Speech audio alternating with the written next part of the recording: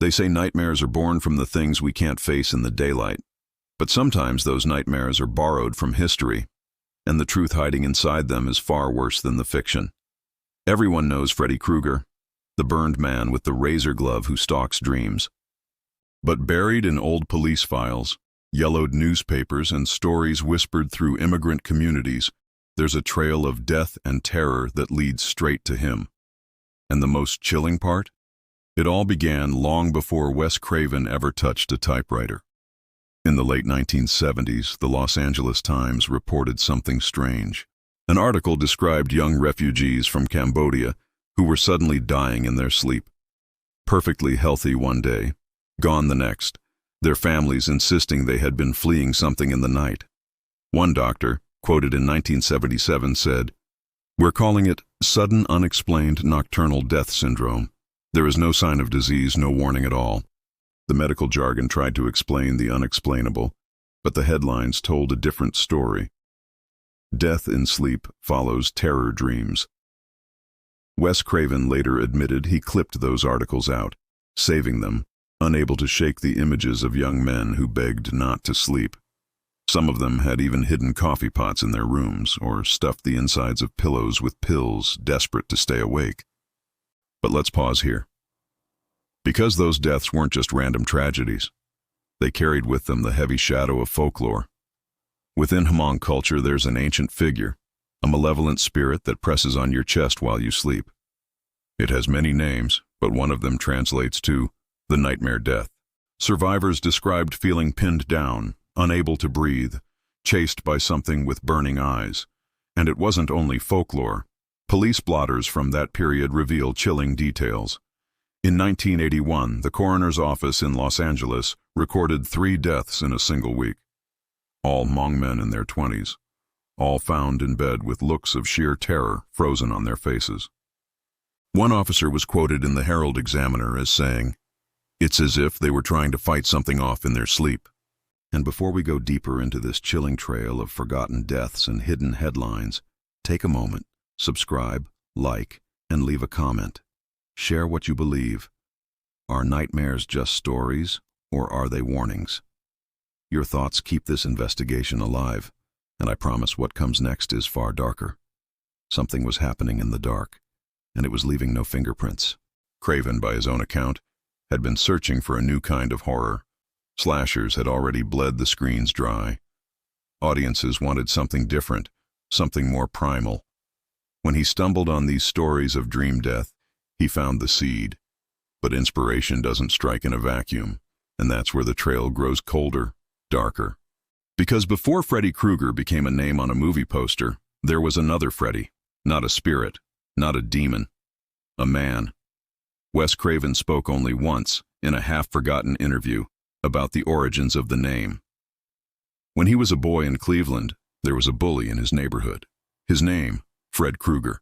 The boy tormented Craven relentlessly, lurking outside his window at night, waiting in the dark. Craven never forgot that face, and years later, when he combined it with the dream deaths, a monster was born. But the connections don't end there. A buried piece in the Cleveland Plain Dealer from 1952 mentions a local handyman named Frederick Krueger arrested for indecent acts with minors. The article is brief, almost deliberately vague. He was fined and released.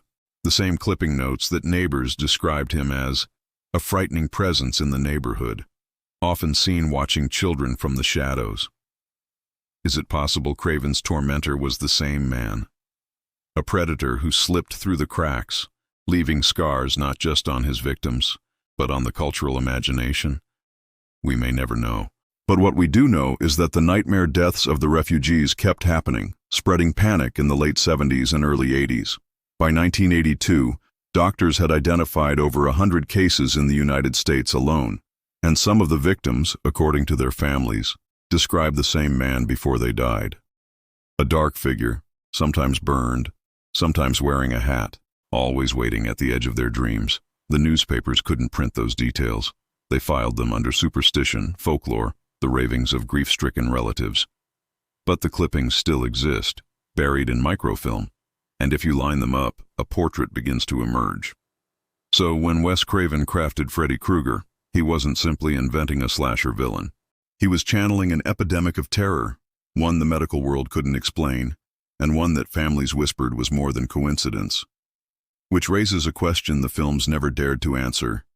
If Freddy came from a nightmare that was already killing people in real life, then what was he really?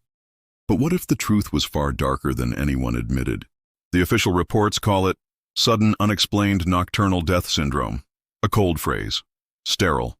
But when you read the testimonies, the details hidden in side columns and interviews, you realize how much fear was pulsing under the surface.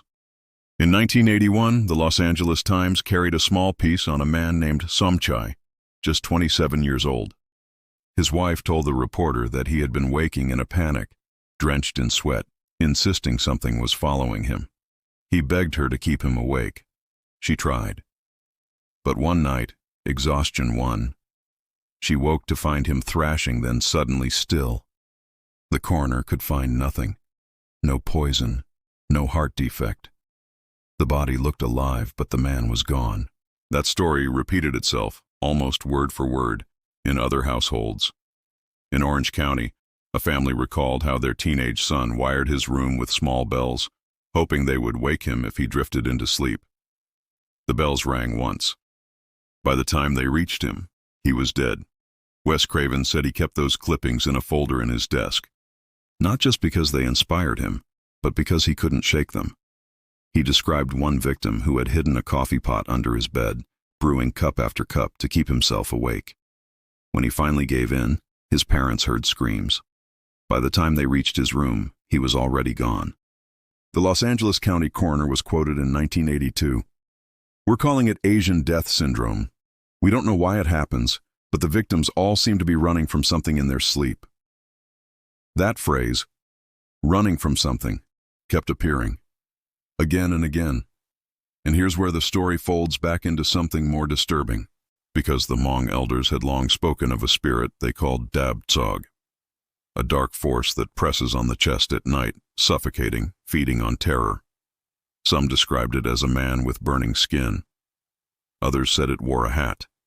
These stories had crossed oceans with the refugees, but once they were here, in the suburbs of Los Angeles and Minnesota, the deaths followed them. One Minneapolis Tribune report from 1983 described the funeral of 3 young men, all within the same month, all Hmong. The reporter noted that families refused to discuss it with outsiders, but whispers among mourners spoke of a single presence stalking their community. And in the very same year, Wes Craven sat down to write.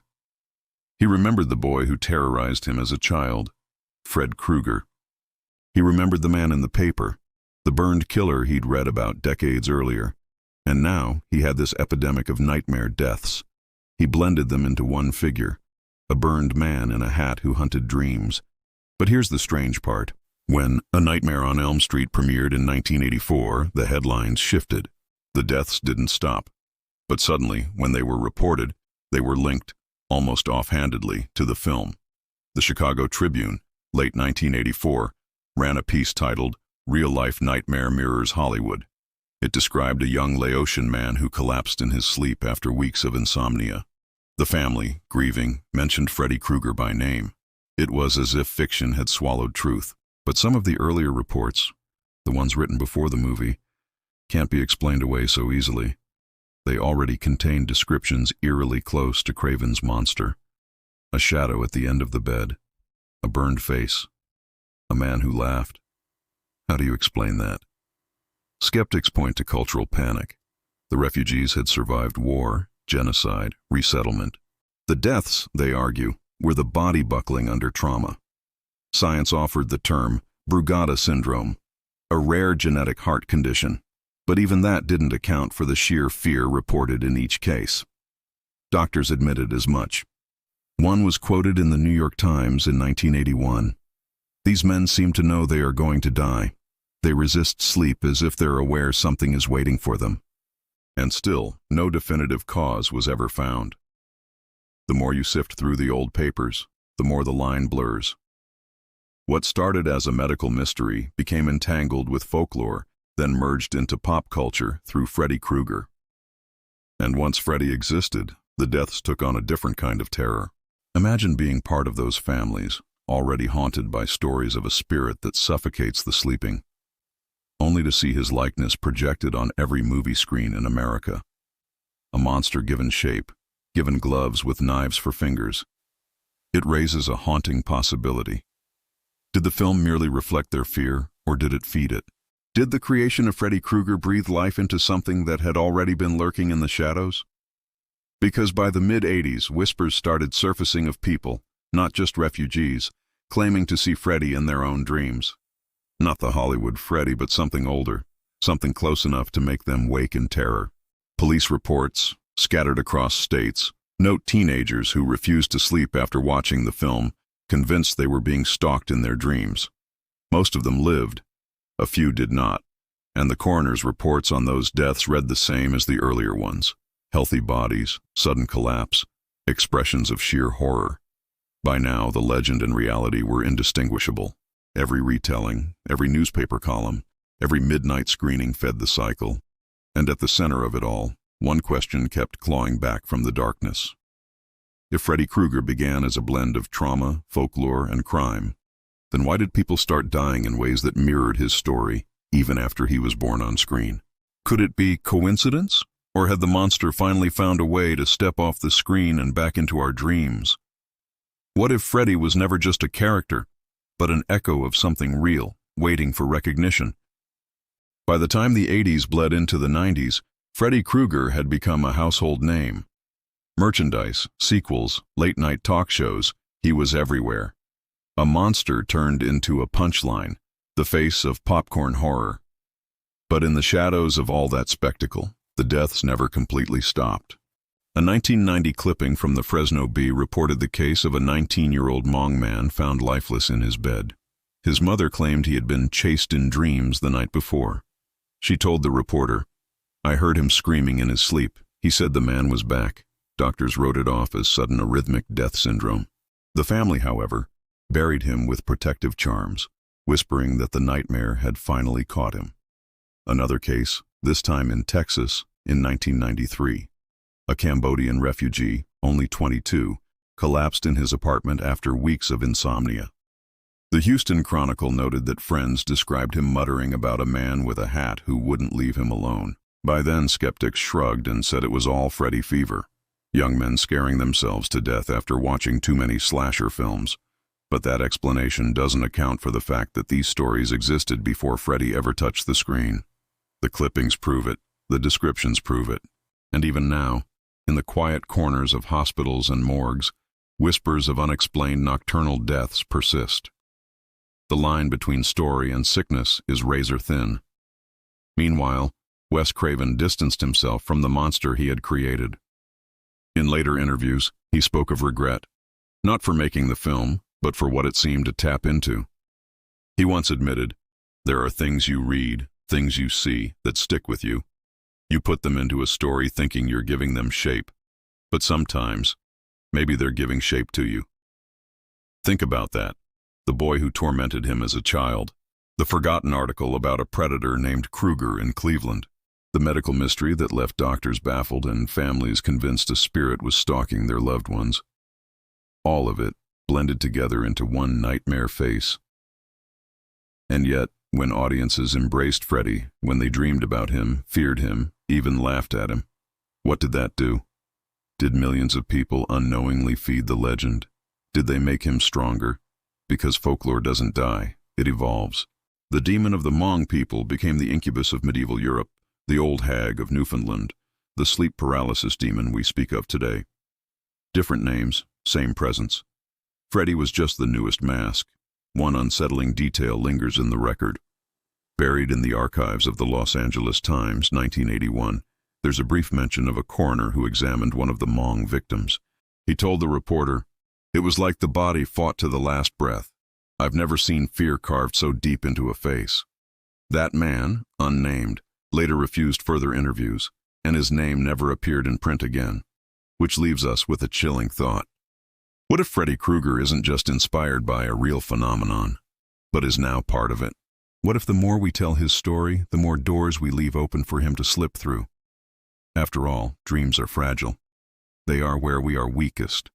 And whether it's the dabbed sog, the old hag, or the burned man in the striped sweater, one truth remains constant across every culture, every clipping, every whispered testimony. Something waits for us in the dark. Something that feeds when we close our eyes. And the question we can never quite silence is this: was Freddy Krueger born from our nightmares, or are our nightmares born from him? The legacy remains unresolved. Coincidence, conspiracy, or curse, no one can say for certain. All we know is that the deaths are real. And when the lights go out, the silence of the night leaves us alone with one thought we can't quite shake. What if the next scream we hear isn't from the movies, but from our own dreams?